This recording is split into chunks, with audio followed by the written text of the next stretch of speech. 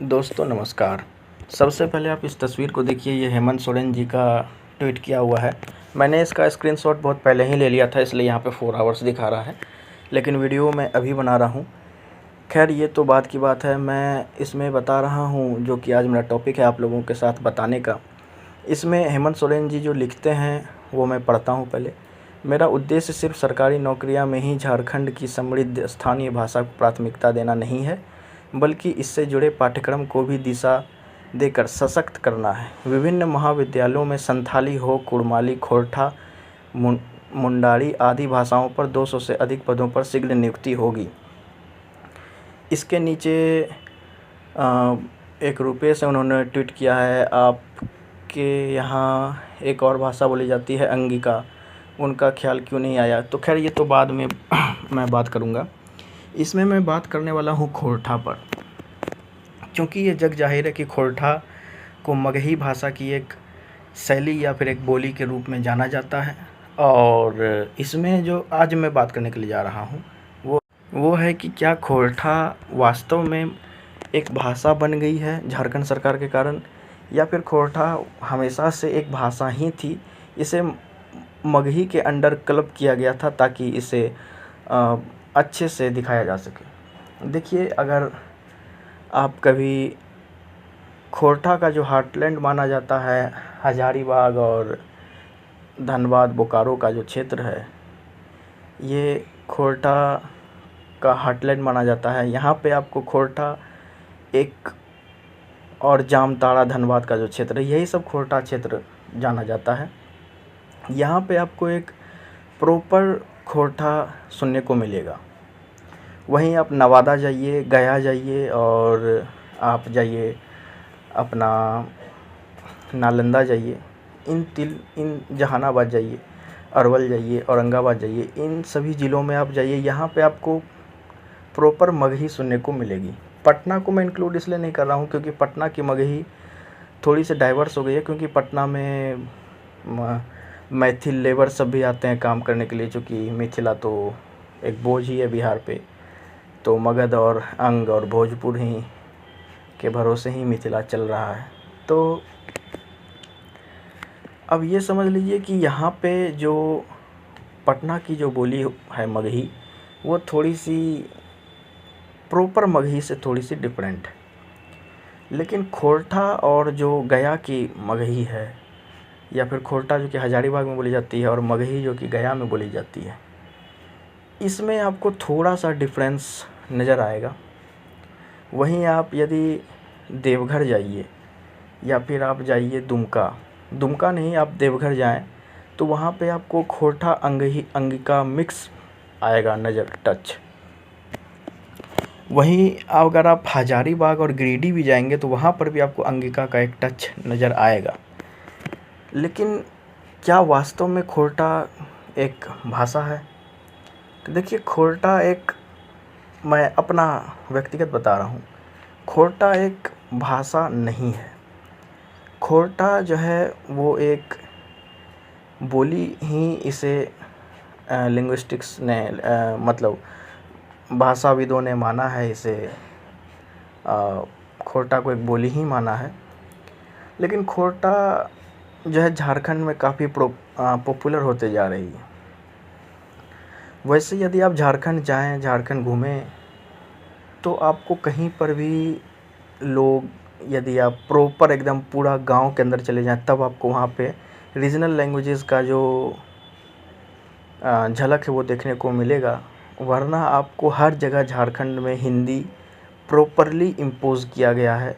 झारखंड के जो आज के जो नौजवान हैं या फिर इनके बाप दादा जो कि झारखंडी, प्रॉपर झारखंडी थे, माइग्रेंट नहीं थे बिहार के, बिहार से माइग्रेट होकर के नहीं आए थे, जो प्रॉपर झारखंडी हैं, जिनके बाप दादा झारखंड में ही हैं आज के झारखंडी, ये लोग हिंदी में ही बात करते हैं। मतलब जो बिहारी हिंदी जो कि कही जाती थी, मतलब हर चीज़ को पुल्लिंग के रूप में कहना, जैसे मेरा मम्मी आ रहा है, होना चाहिए हिंदी में मेरी मम्मी आ रही है, हो जाएगा मेरा मम्मी आ रहा है, गाय खा रहा है, ट्रेन आ रहा है, तुम क्या कर रहा है। इस तरीके से जो बिहारी हिंदी जो है वही आपको प्रॉपर देखने को मिलेगी झारखंड में।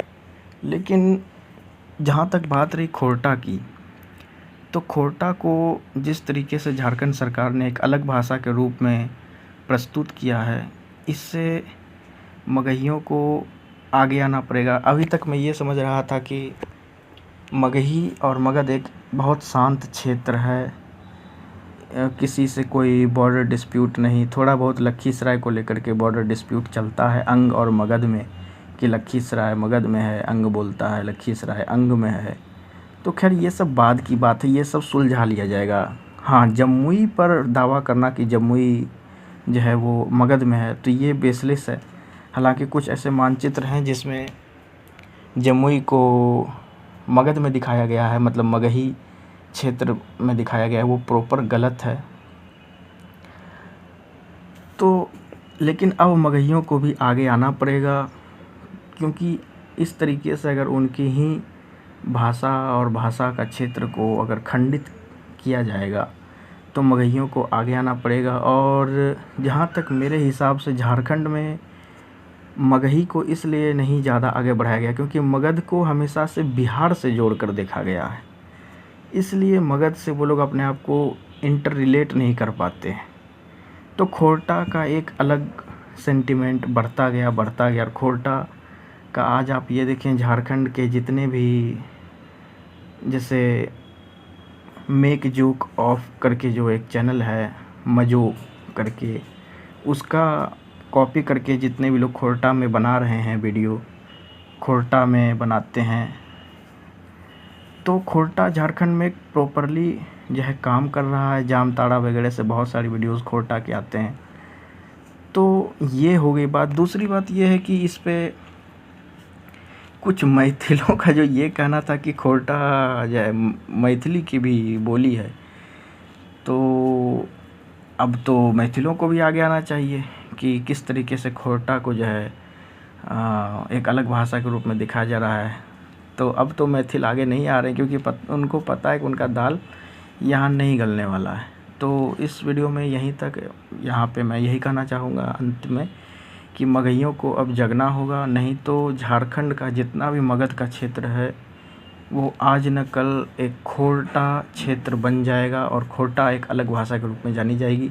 हालांकि मैं यहाँ पे प्रॉपरली खोरटा भाषियों पर ये चीज़ छोड़ता हूँ कि अगर खोरटा भाषी मतलब या अभी मैं इसे खोरटा भाषी इसलिए कर रहा हूँ क्योंकि झारखंड सरकार भाषा मान रही है। अगर खोरटा भाषी अपने आप को खोरटा भाषा को अलग रूप में ही देखना चाहते हैं, यदि अगर खोरटा भाषी, तो फिर मगहिया लोग कुछ चाह करके भी नहीं उखाड़ पाएंगे।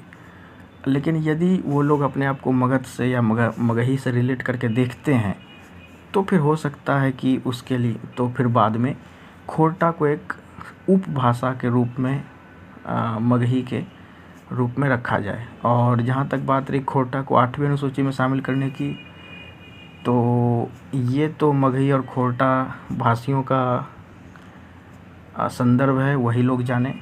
और अंतिम में मैं कहना चाहूँगा कि इससे अंगिका का कोई लेना देना नहीं है, और कुछ अंगिका का टच आपको खोरटा पर दिखेगा जामताड़ा, हजारीबाग, गिरिडीह में, लेकिन वो ऐसा नहीं है कि उसे किसी तरीके से अंगिका की बोली बता दिया जाए, ये ऐसा बिल्कुल नहीं है।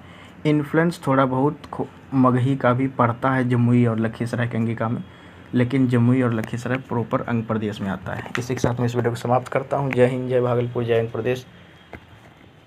अंगिका भाषा जिंदाबाद।